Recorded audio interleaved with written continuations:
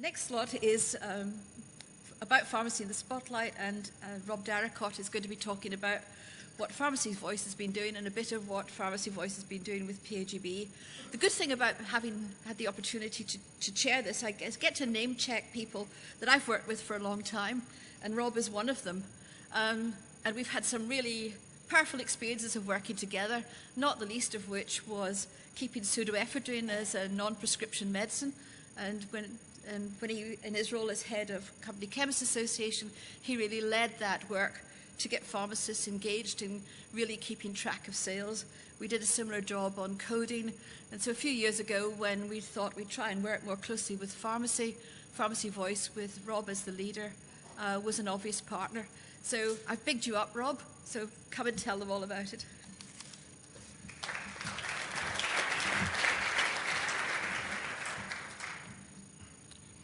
Sheila, thank you very much for that introduction. I hope I can do justice, and I feel somewhat humble in following a tremendous presentation from Andrew, which certainly had me engaged.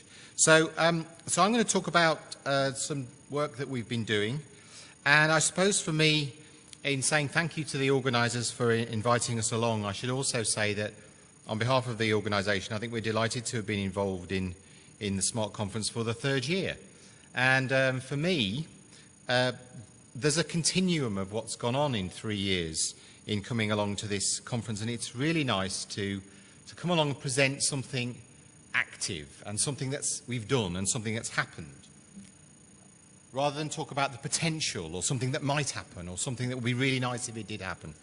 So today I'm going to talk about something that's been happening. And Sheila's set this up perfectly, because this is really about something that we've done together, that Pharmacy Voice and PAGB have done working in partnership. And we've been working together for a while now, and I think all the better for all of that. And as somebody who runs the kind of organisation that I do, I can absolutely say that working together with other parties, whether that's other trade associations like the PAGB, or indeed other health primary care professional organisations like the Optical Confederation or like the British Dental Association, is a great experience. A problem shared is often a problem halved, and certainly in terms of making the resources of our members go further, then working collaboratively is the way to go. So I'm going to talk about a joint programme, and I think a positive outreach thing, something proactive, not reactive. And it's built on, as I just said, on a partnership that's gone on for a while. So we've had a formal work programme with PAGB. Last year we spent some time thinking, and it's already been mentioned today, about the barriers to successful switch programmes, professional barriers, commercial barriers. And we had a very useful joint workshop with the MHRA where we were, I think, politely not only surprised but quite stunned by how many people turned up from the MHRA for a workshop with us. And ultimately one of the things that came out of that was the switch guideline published in December 2012, which, as Sheila has highlighted earlier on, means that the industry can engage much earlier in the process with health professionals and sort out some of those issues which I think have maybe been from either a pharmacy perspective or from the industry perspective. In reality, in the practical end, once the product is on the market, maybe have been better informed by some earlier discussions. So as in the way of things, at the start of 2013, we got together again and we started to think about what we might do to take forward our joint work. And support for self-care was really at the heart of that discussion. And so we began work on a shared narrative between the organisations. And along came, and we've heard from very eloquently from Joanna this morning, along came the report and the challenge posed quite explicitly to the profession: what are you going to do about it? And maybe you should do a little bit more about it than you did last time. So we began to think about that, and so I guess in a way the self-care narrative objective turned into something else. And so we started to think about how we as an organisation, as two organisations working together, might think about supporting pharmacy teams to deliver improved self-care interventions. And I guess one of the challenges in all of this, and something that's at the heart of the joint programme, is about consistency. So, okay, we have members and we have lots of different sorts of members, from the independent pharmacists right through to some big corporate organisations. But from the point of view of the public, how can we help to make sure that the experience in the OTC, in the self-care intervention, is a little bit more consistent? What can we do about that? And I think we're really playing here to some of the strengths of PAGB in its earlier work with the Self-Care Forum, in the work that they've done to highlight for general practitioners some key consistent messages around over-the-counter medicines, around common conditions, and through their fact sheets really drive home that message that there are certain things that need to be said. It would be great if they were said consistently. And when we started out on this journey, I think we looked very fondly at some of the work of the Self-Care Forum and thought, how can we make the consistency also be between general practitioners and community pharmacists? So we began to think about that. Maybe we can take a leaf out of the book of the Self-Care Forum and some of the messages to GPs about common conditions. And then we got into the summer of 2012 and we saw a few headlines. Headlines like these: the Independent, emergency treatment, A&E wards given 500 million, winter care crisis, A&E crisis, emergency care in crisis, Jeremy Hunt was in crisis, and up to 50 hospitals a day running out of intensive care beds, said the Mirror. And so suddenly, in July and August time, when we were thinking about the outward message and how we could support consistency, the world went crazy and we were going to head for the worst winter the NHS has ever seen. A&E departments were going to be chock full of people who'd maybe run out of their medicines or who had a cough and couldn't get a GP appointment. And as representing pharmacies, then absolutely people who end up in A&E with that sort of background shouldn't be there. It probably shouldn't be in the GP surgery either. And out of all of that came the idea that maybe we should do something. With all this going on around A&E, maybe there's a message there that we can join up. And so that became the Treat Yourself Better Without Antibiotics programme. Joint work between PAGB and Pharmacy Voice. And I have to say, here I really ought to mention the fantastic creative work of Julia Harris and the Red Door Communications team in bringing this together, because it was done pretty quickly to having decided to do something explicitly and external to get then to the point of recognising when the winter pressure stuff was likely to become important. How quickly can we put that together and how quickly can we launch that? And the opportunity presented by the self-care conference in its normal place in the middle of November. So some headline things about what the public think, the impact of common conditions on UK PLC, over 3 million Britons spending a full working week pursuing unnecessary antibiotics for cold and flu, half the population almost incorrectly believing that antibiotics are absolutely the thing they need for cold and flu symptoms, and just under half of people admitting to going to the GP with an expectation of being prescribed antibiotics. And another really important thing and a key message behind our work was people going to see the GP with a common condition because they think it should be finished, and actually they don't really know the duration of how long a cold or a cough or a sore throat should last. So what can we do about raising the profile of the length of the symptom? There's a common message. And those public messages about what patients and the public think about common conditions replicated in the experience of GPs. I'm not going to go through the slide, it's in your packs, but GPs also saying, yeah, we do write prescriptions for antibiotics. We know we shouldn't, but we do. That's just kind of the way it is. And so the programme, Treat Yourself Better Without Antibiotics, has 3 key messages. That people should self-treat for winter symptoms rather than go to a GP, asking for antibiotics which are ineffective. Pure and simple. That normal symptoms of those common conditions will last longer than you think they will. And you should treat yourself better with pharmacy support. And pharmacies accessible. I'm sure you've all heard the stats. 96% of the population of England can get to a pharmacy in 20 minutes by public transport or walking, 99% with a car.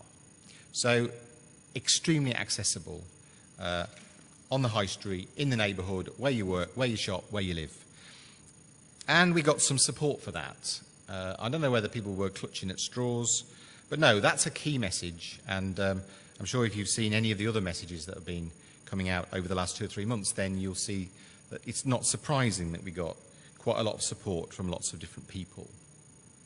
And so we got everything in place for the self-care conference in November, which is where the programme was launched. And I hope this is going to work. I'm really delighted that the PAGB and Pharmacy Voice are launching the Treat Yourself Better Without Antibiotics campaign today. And I'd just like to say that I wholeheartedly support its aims. Its aims being to encourage people to treat winter ailments like colds and flu themselves, if they feel that they can, rather than going straight to their GP and asking for antibiotics, which is what a lot of people tend to do, because antibiotics are likely to be completely ineffective. So I would encourage the NHS and indeed local authorities who support this campaign very actively to get to grips with it over the coming months and spread the word.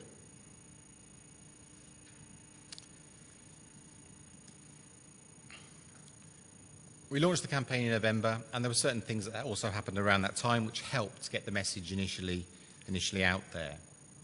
So on the day of the programme, we had radio, we had press media. We'd already had the press in the week before to talk to them about the winter programme and to sell all of that in. Treat Yourself Better itself revolves around a microsite. So there it is, www.treatyourselfbetter.co.uk, and the key messages of the programme are really what that microsite is all about. So what sort of symptoms might you be experiencing at certain points in the common condition?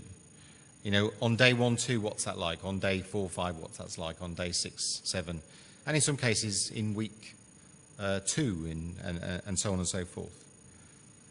We have endorsement, GP, pharmacist. Many of you will know Raj Patel from Wimbledon at the bottom there. And I have to say that Raj has become a bit of a star for all of us in this whole programme. He's now the go-to guy for some of the red tops to talk about pharmacy. A fantastic spin-off, really, from doing this. You know, we all know what journalists are like. You know, if you've got somebody who's good, knows what they're talking about, confident, they will go back and go back and go back. And I think Raj has not only talked about our campaign, but lots of other things. And I'm sure we'll continue to do that and speak very positively about what community pharmacists can do for patients and the public.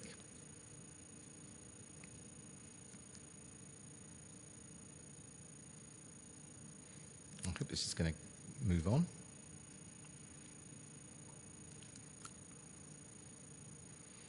Seems slightly stuck, gents.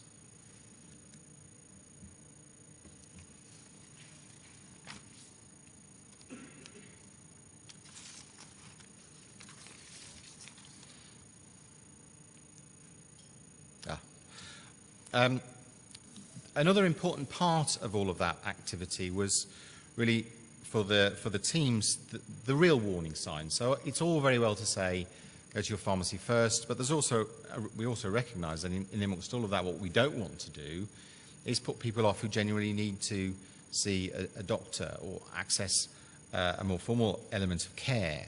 So that's all embedded in the website too.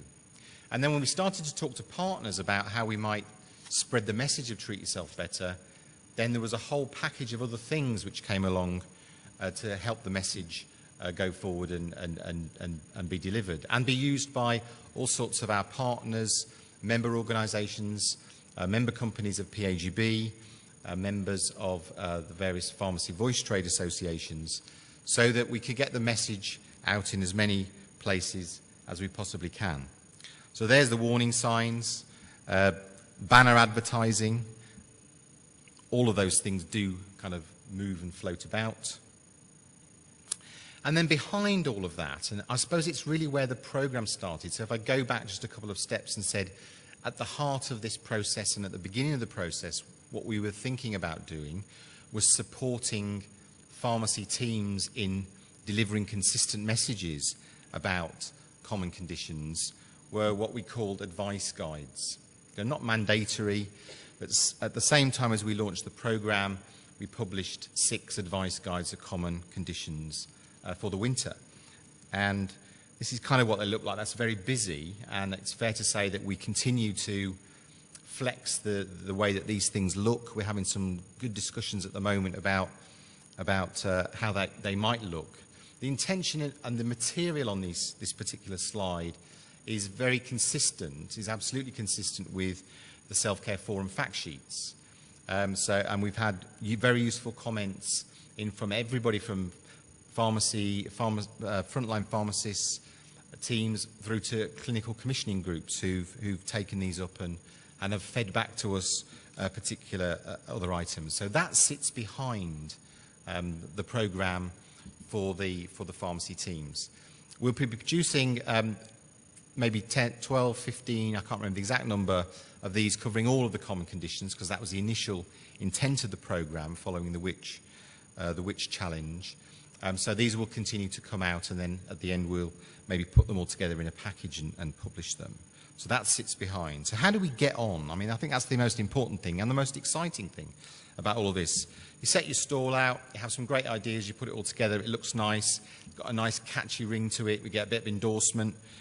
I was almost going to say celebrity endorsement, I suppose in some respects, given the number of pharmacy conferences that Earl Howe's turned up to. He's a bit of a celebrity.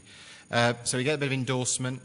So how exactly did we do? We set some targets. So how did we do? So as of a couple of weeks ago, the Treat Yourself Better Without Antibiotics consumer media, these are the coverage highlights. Thanks to Red Door for putting this together for us. 11 pieces of national coverage, 20 pieces of consumer magazines and online coverage, 26 pieces of regional coverage, 19 pieces of broadcast coverage. And really important, how many of those bits of coverage mention the key messages, 65% of articles including 4 or more of our key messages, 24% including 2 to 3. Total items of coverage 76, total circulation over 400 million.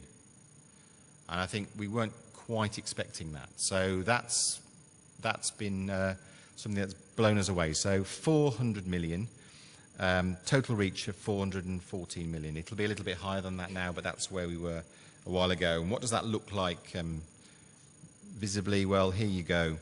National coverage, the Mirror of the People, particularly in the red tops, the Express, the People. And I also have to pay tribute really not only to Raj, but also to Rob Hicks, who is the GP on that clip. And Rob's got media fingers in lots of pie. Talk about, let's keep going back to this message. Let's keep talking about the campaign in columns, in interviews, on the radio. He's done a fabulous job. So that's the national media. The consumer magazines sold in early. This stuff comes out in December issues, January issues, I think a little bit of February issues. So in one respect, the campaign launched in November is the sort of gift that keeps on giving. And there was a lot of titles there I'm sure that people will recognise, both in print and also online. We've even got a website of the week in the middle there. And particularly interesting on the launch day, a lot of radio coverage. So we had Rob Hicks, and we had a pharmacist who, again, many of you in this room will know, called Nick Kay. Nick's got a pharmacy in New Quay, in a radio studio talking to radio stations up and down the country. And that's the coverage we got on day one. A really big lesson, I think, for all of us in this is that those of you who know a lot about radio, and I'm not one of them, but those of you who do know a lot about radio and maybe recognise some of these idents will notice there's a bit of a southwest bias going on here. And key message, I think, for all of us is you use a local pharmacist, then the local radio stations where that pharmacist is from are going to be picking up on that like crazy and more than maybe others do. And I think that's a really interesting message for all of us to think about going forward. So Nick did a sterling job, particularly with radio stations in the southwest of England. And then a little bit later, a little bit further down the tracks, then the regional coverage kind of follows in. And where we've tried to here, we've got these regional messages linked to regional pharmacy stories. And what about the other opportunities to see? Well, the Treat Yourself Better logo, the first time I saw it, was on the tube. So these are the advertisements that ran on the tube, the Nurofen advertisements, those ones that the tube rushes by. And so the first time I saw Treat Yourself Better as a logo on an advertisement was here. On websites, so this is the Benlin website. And you see a click through there to the Treat Yourself Better section on there. And then also you will have seen this on the TV. Stop! For sore throats, use Strepsils from the start. Unlike non-medicated throat sweets, Strepsils contain medicine that keeps on working and working and working long after the lozenge is gone.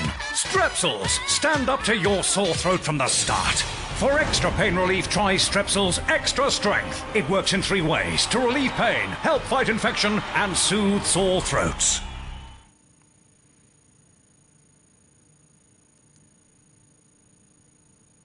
You're playing a cheerleader. You let your team down in the grand final by blowing your nose. You've got to deal with the cold and deal with your guilt. Movies, sponsored by Beecham's.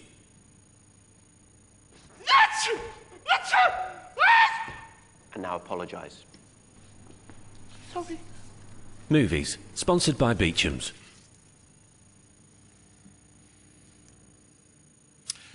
We're coming to the end of the programme now. The campaign runs to the end of February. So we'll be doing some evaluation, picking up on the experience. And I just close by just mentioning a couple of other things that have spun out of this. So when the programme was launched, obviously the endorsement of the Health Minister and also support from a number of the health organisations, other conversations began to take place. So the pharmacists in the room will know about the package, the Winter Pressures Toolkit, which came out from NHS England. Very much came out of the back of some of this. So in terms of pulling together a small working group to help NHS England produce that Winter Pressures Toolkit, we were involved in identifying people to come together to help all of that. And we also then came across a little bit ahead of its formal launch, NHS England's own campaign, The Earlier the Better, which started on January the 18th. So I think that not only was the whole winter pressures issue a big one, it's been something that not only have we talked particularly about it in the context of not using antibiotics, duration of symptoms, and go to your pharmacy, that's a great place to start. But then, so other people have, and I think that's really, that's been really helpful. And that particular campaign carries on, and I'm not entirely sure when The Earlier the Better continues, but it's in shopping centres, it's on bus shelters, etc., etc., etc. And I'm going to just finish by saying, it's a slight plug, and I'm going to take the privilege of standing up here and saying it, to say that our conference today is called The Talking is Over. And When Pharmacy Voice was set up, one of the things it was set up to do was to do some talking, particularly externally, and to address the patients and the public about what pharmacy and community pharmacists can do and do, more importantly, do day in, day out. And so this is an example of the sort of thing that we want to be doing more of. I think it's been a great start. It builds on some very firm foundations of some great joint work we've been doing. And rest assured, those of you in the room, that our own programme, the Pharmacy Voice programme, Dispensing Health, will be carrying on some of these key messages. And so for us, really, the talking isn't over. In many respects, it's only just started. Thank you very much for listening.